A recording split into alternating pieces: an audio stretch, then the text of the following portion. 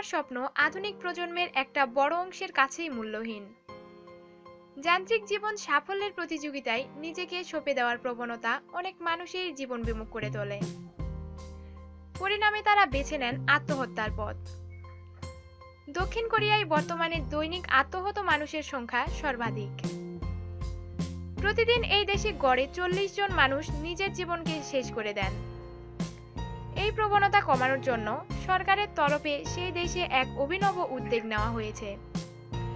চালু করা হয়েছে মৃত্যু অভিজ্ঞতা কিংবা নকল শ্রাদ্ধা অনুষ্ঠানের একটি প্রোগ্রাম। এই প্রোগ্রামের অধীনে একজন মানুষ নিজেই নিজের মৃত্যু পরবর্তী সৎকারের আয়োজন করেন। আশা করা হয় এই অনুষ্ঠানের মধ্যে দিয়েই জীবনমুখী হয়ে উঠবেন তিনি। কিভাবে পালিত হয় এই নকল শ্রাদ্ধা অনুষ্ঠান?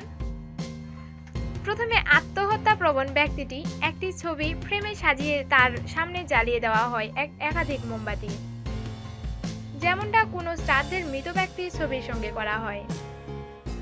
ছবির সামনে বসেই আত্মহত্যাকামী মানুষটিকে তার নিজের উইল, পরিজনদের প্রতি বার্তা কিংবা তার কবরে যা লেখা থাকবে তা লিখতে বলা হয়। অধিকাংশ মানুষ এই পর্বেই আবেগবিবল হয়ে পড়েন এবং মৃত্যু বাসনা ত্যাগ করেন।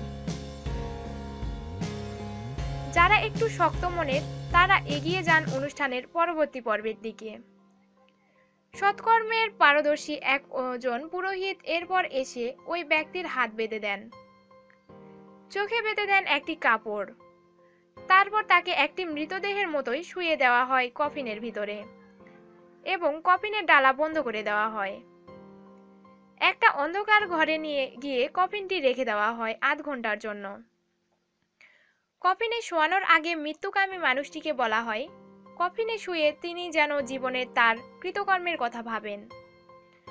সাধারণ অন্ধকার কফিনের ভিতরে শুয়ে নিজের যাপিত জীবন ও আত্মীয় পরিজনদের কথা ভাবতে ভাবতেই অধিকাংশ মানুষ আত্মহত্যার পরিকল্পনা ত্যাগ করেন। দক্ষিণ কোরিয়ার প্রশাসন বিগত কয়েক বছরে আত্মহত্যার বিষয়টি নিয়ে বিব্রত।